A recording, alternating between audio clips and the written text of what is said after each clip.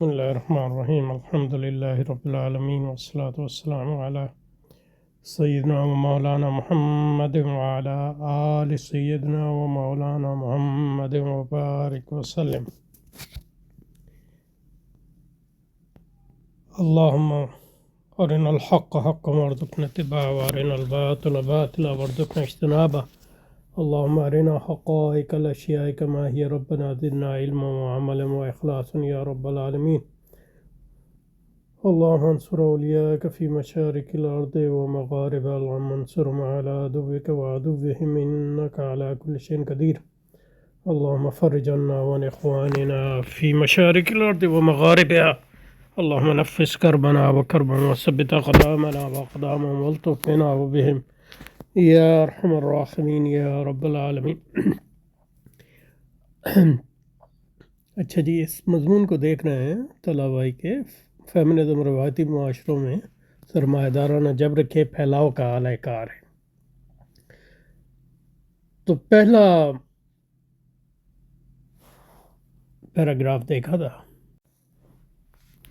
تحریک حقوق نسواں جیسی دیگر تحریکیں سرمایہ داری کا اعلی کار اور سرمایہ دارانہ ڈی ٹیریٹورلائزیشن کا عمل ہے۔ جیسے میں نے کہا اعلی کار تو سمجھ میں آتا ہے اور اس کی ہم نے وضاحت بھی کی، لیکن ڈی ٹیریٹورلائزیشن کا مطلب یہاں سمجھ میں نہیں آتا، جس کے ذریعے سرمایہ داری روایتی و مذہبی معاشروں کے اقداری ڈھانچوں کو کمزور و تبدیل کرتی ہے۔ ٹھیک ہے، یہ سب دعوے ہیں، ان معاشروں کے مسلمات کی بےخونی کرتی ہے اور ساتھ ہی سرمایہ دارہ اینک سے ان معاشروں میں نئی اقداری صف بندی قائم کرتی ہے۔ یہ بھی دعویٰ ہے، اس کو سمجھانے کی ضرورت ہے، ہم نے اس کو سمجھانے کی کوشش کی تھی۔ تو وہ یہ ہو سکتا ہے کہ وہ جو چیزیں آئی تھیں اس کی بنیاد پہ اس ایک پیراگراف کو 2-3 پیراگراف میں تبدیل کیا جائے۔ فیمنزم کو غیر سرمایہ دار اور مخالف تحریک نہیں، بلکہ یہ دونوں تحریکوں کی ایک تتمے کے سوا کچھ نہیں ہے۔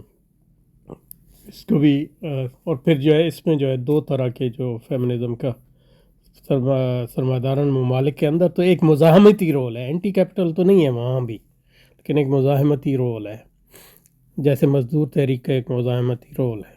لیکن یہ کہ تو ظاہر ہے ہر تحریک جس کا مزاحمتی رول سرمایہ داری میں ہو، اس طرح ضروری نہیں ہے کہ اس کا اعلی کارانہ رول ہو۔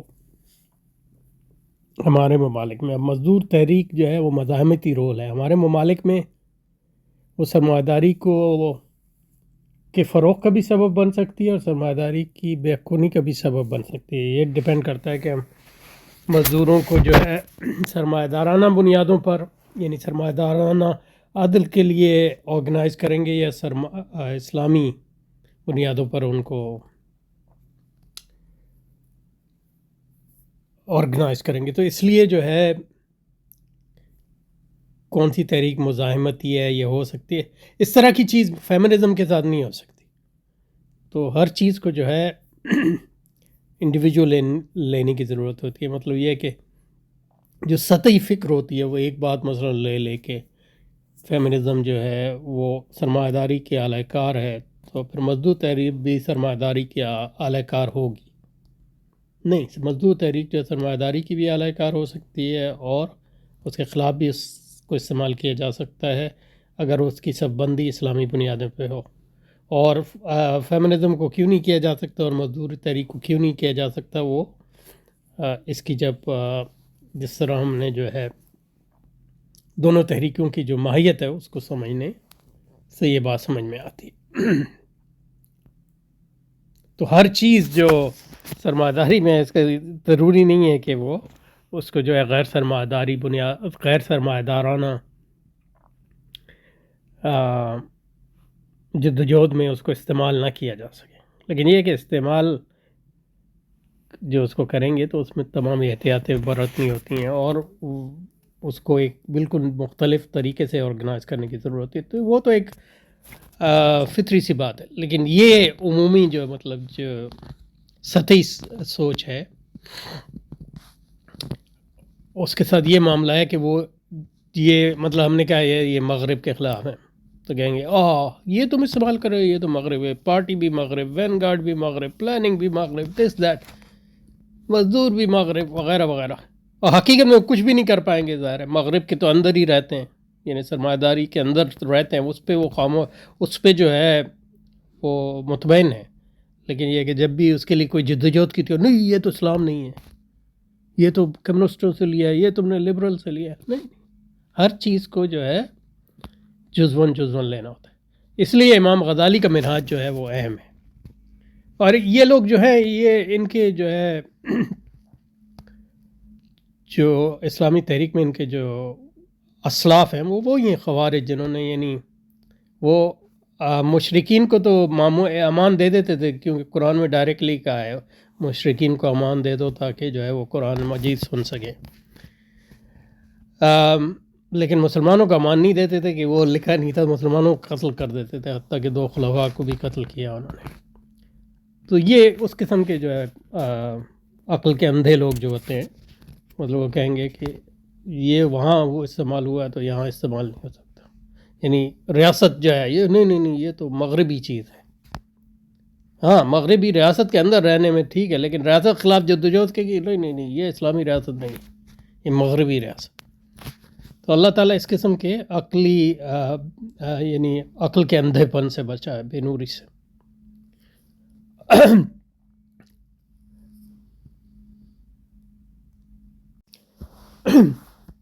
دراصل روایتی معاشروں میں بلکہ یہ دونوں طریقوں کی کورولری ہے، تتمہ کے سوا کچھ نہیں ہے. یوں کہا جائے تو غلط نہ ہوگا کہ اوریاں پرستی کی تحریک، ایک جو ہمارے ڈاکٹر صاحب نے ترجمہ اس کا کیا تھا وہ اوریاں پرستی کی تحریک ہے، وہ اچھا ترجمہ ہے، لیکن اس کو پھر اب قوسین میں فیمنزم لکھنا پڑے گا، کیونکہ ہر کوئی نہیں سمجھے گا اوریاں پرستی سے ہم یہ کیا مراد لے رہے ہیں. فیمنزم کی تحریک دراصل روایتی معاشروں میں، تو صرف اسلامی معاشروں میں نہیں، تمام روایتی، یعنی ہندوازم کو بھی، ہندو معاشرے کو بھی کمزور کرتی ہے، شاہی معاشرے کو بھی کمزور کرتی ہے. روس میں اس نے جو ہے آرتھوڈاکس معاشرے کو کمزور کیا. اس لیے مطلب یہ ہے کہ روس میں جو کمیونسٹوں تھے وہ سب سے بڑے فیمنسٹ تھے، سب سے پہلے انہوں نے فیمنزم کا پرچار کیا. اور روایتی عیسائی خاندان کے مخالف تھے وغیرہ وغیرہ، اور کوہیبیٹیشن وغیرہ، یہ سب انہوں نے شروع کیا. یعنی پہلے مغرب میں تو 1960 کے بعد یہ عام ہوا. اس سے یہ بھی پتہ چلتا ہے کہ جو کمیونزم ہے اور جو سرمایہ داری، جو لبرل سرمایہ داری ہے، وہ دونوں ایک ہی سوتے سے آئے ہیں انلائٹنمنٹ کے، یعنی انسان کی خدائی کے قائل ہیں. اس لیے جس قسم کا فرد وہاں پیدا ہوا ہے وہاں بھی وہی پیدا ہوا. اور کیونکہ جو ہے لبرل سرمایہ داری جو ہے ایک برتر سرمایہ داری کی شکل ہے، اس لیے کولیپس ہو جاتا ہے اس میں، یعنی کہ اس میں مور کنسسٹنٹلی آپ خود غرض بھی ہیں، حریص بھی ہیں اور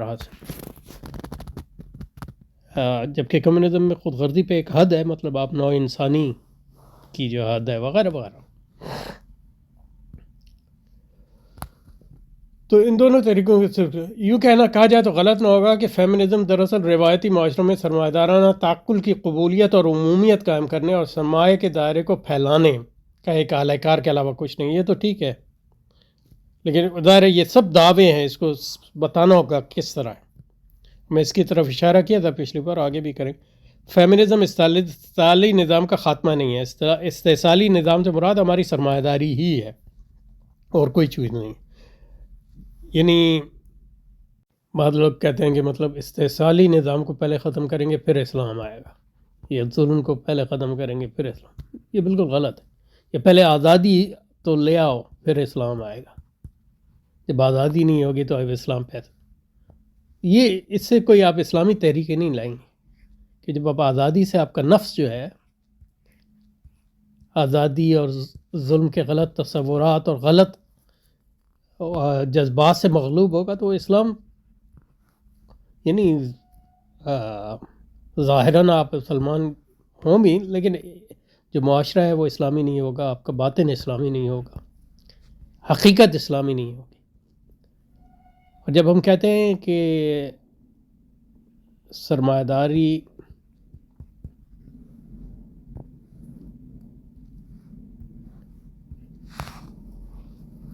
استحصالی نظام ہے، تو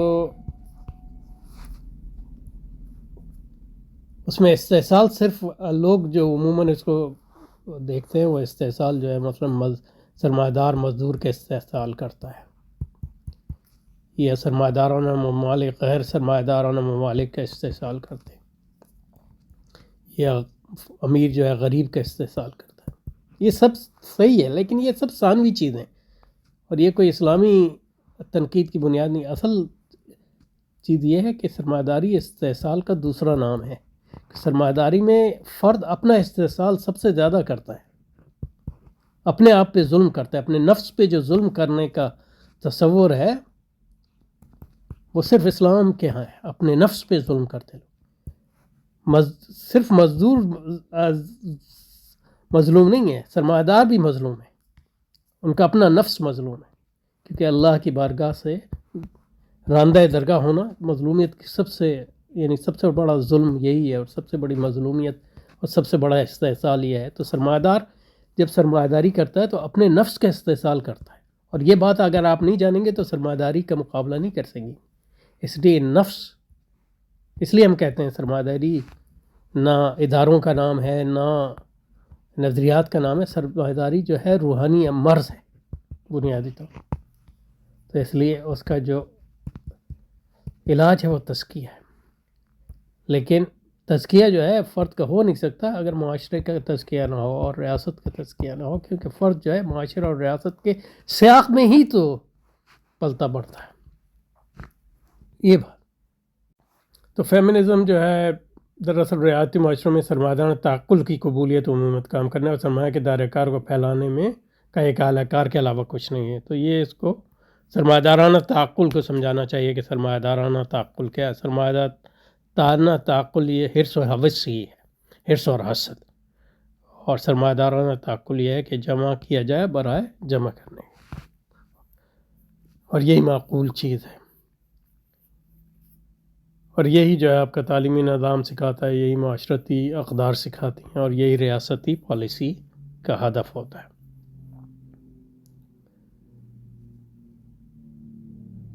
فیمنزم استحصالی نظام کا خاتمہ نہیں بلکہ استحصالی نظام کے پھیلاؤ کا ضامن اور اس کی ترویج کا۔ اور جو فیمنسٹ ہوتی ہے وہ عورت جو ہوتی ہے وہ اپنے آپ پہ ظلم کرتی ہے، اور جو فیمنسٹوں کی سربراہ وہ اپنے آپ پہ بھی ظلم کرتے ہیں اور اپنے خواتین پہ بھی ظلم کرتے ہیں، کیونکہ ان کو وہ حرص و حسد کی بندیاں بنانا چاہتے ہیں، حالانکہ وہ تو اللہ کی بندیاں ہیں۔ تو جو بھی اللہ کی اطاعت اور بندگی اور اس کی محبت سے ہٹ کر کسی راستے پہ چلتا ہے تو وہ ظالم بھی ہے اور مظلوم بھی ہے، اور اب پہلے دوسروں پہ ظلم کرنے سے پہلے اپنے نفس پہ وہ ظلم کر رہا ہے۔ تو استحصال خاتون نہیں بلکہ پھیلاؤ کا ضامن اس کی ترویج ہے، کیونکہ سرمایہ داری استحصال کا دوسرا نام ہے۔ فیمنزم روایتی مابعد نو آبادیاتی معاشروں میں سرمایہ دارانہ جبر کو وسعت دینے اور غیر سرمایہ دارانہ عدل جیسے کہ روایتی اور مذہبی عدل کو معقوف کرنے پر معقوف نہیں ہے، موقوف لفظ جو ہے موقوف ہے۔ اور غیر سرمایہ دارانہ عدل کیا ہے یہ بھی آپ کو سمجھانے کی ضرورت ہے، کیونکہ لوگوں کو پتہ نہیں ہے غیر سرمایہ دارانہ عدل کیا ہے۔ اصل سرمایہ دارانہ عدل جو ہے وہ ظلم ہے، موقوف سرمایہ دارانہ عدل جو ہے ظلم ہے، اور غیر سرمایہ دارانہ عدل وہ ظلم بھی ہو سکتا ہے اور عدل بھی ہو سکتا ہے۔ صرف اسلامی عدل جو ہے وہ عدل ہے، اور عدل کا مطلب یہ ہے کہ ہر چیز کو اس کے مقام پہ رکھنا، اور ظلم جو ہے کہ چیزوں کو اس کے اصل مقام سے ہٹا کر اس جگہ رکھنا جو ان کا مقام نہیں ہے۔ ٹھیک ہے جی، اچھا اب کہہ رہے ہیں اب دوسرا، اب اس کو دیکھ لیا دوبارہ، سرمایہ دارانہ جبر کیا ہے؟ سرمایہ داری کا فریب یہ ہے کہ فرد کو آزادی کا خواب دکھا کر اسے آرڈر میں جکڑ لیتی ہے۔ نہیں، وہ یہ ٹھیک ہے، صرف خواب نہیں ہے، آزادی مطلب صرف خواب نہیں، وہ حقیقی آزادی دیتی ہے۔ ہم صرف وہمی آزادی کو رد نہیں کرتے، حقیقی آزادی کو بھی رد کرتے ہیں. ہمارا سرمایہ داری پہ اعتراض یہ نہیں ہے کہ سرمایہ داری جو ہے آزادی نہیں دیتی اور جبر میں جکڑتی ہے، یہ اعتراض نہیں ہے ہمارا. اور جیسے کہ پہلے ہم لوگ کہتے تھے یہ نہیں، اصل آزادی تو اسلام دے گا، یہ نہیں. آزادی یہی ہے جو سرمایہ داری دیتی ہے، اور آزادی اور جبر جو ہے ایک ہی اس کے دو رخ ہے. تو ہمارا دعویٰ یہ نہیں ہے کہ سرمایہ داری اصل آزادی نہیں دیتی. سرمایہ دارانہ آزادی دیتی ہے، بلکہ جیسے ہیگل نے کہا کہ سرمایہ داری جو ہے کیا تھا اس کا، فورس ٹو بی فری، لوگوں کو مجبور کرنا کہ وہ آزاد ہیں، لوگوں کو مجبور کرتی ہے کہ آزادی. اور جو لوگ آزادی نہیں چاہتے ان کو کہتی ہے تم پاگل ہو، تم بے عقل لوگ ہو. یہ کیا ہے؟ مطلب یہ ہے کہ تم بندگی قبول کرتے ہو، آزادی کو رد کرتے ہو. تو ہم یہ نہیں کہہ رہے کہ سرمایہ داری جو ہے آزادی نہیں دیتی، آزادی دیتی ہے، آزادی کے پیچھے چلاتی ہے. تو آزادی حقیقت بھی ہے، سراب بھی ہے، اور آزادی کا اپنا جبر ہے. تو جو جبر سرمایہ دارانہ جبر جو ہے وہ آزادی کا جبر ہے بنیادی طور پر. اور آزادی کا جبر کیا ہے؟ اپنے نفس کا جبر ہے، نفس امارہ کی غلامی، یہی آزادی ہے. تو ہم یہ نہیں کہتے کہ وہ حقیقی آزادی نہیں دیتی اور ہم آزادی دیں گے. کہتے ہیں کہ سرمایہ دارانہ جبر کیا ہے؟ وہ آزادی کا جبر ہے. تو صرف فرد کو آزادی کے خواب نہیں دکھاتا، حقیقت بھی دکھاتا ہے. اور آزادی جو آرڈر جو ہے، آرڈر کا مطلب یہ نہیں، آرڈر یعنی نظم. یہ بھی لوگ کہتے ہیں نظم جو ہے یہ سرمایہ دارانہ ہے، اسلام تو آزادی دیتا ہے. آرڈر یہ کمیونسٹوں کے ہاں سے آیا. اس قسم کی بے وقوفانہ باتیں لوگ. تو سرمایہ دارانہ جو نظم ہے وہ جبر نافذ کرتا ہے، لیکن آزادی کا جبر نافذ کرتا ہے، آزادی کا نظم نافذ کرتا ہے. تو جو آزادی کی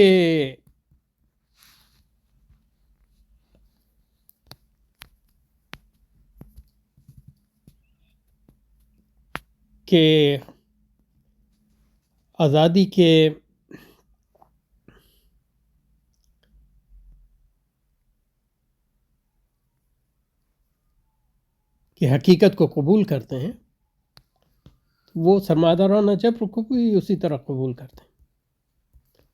اور بہت سے لوگ وہ سرمایہ دارانہ جبر کو بطور جبر نہیں مانتے.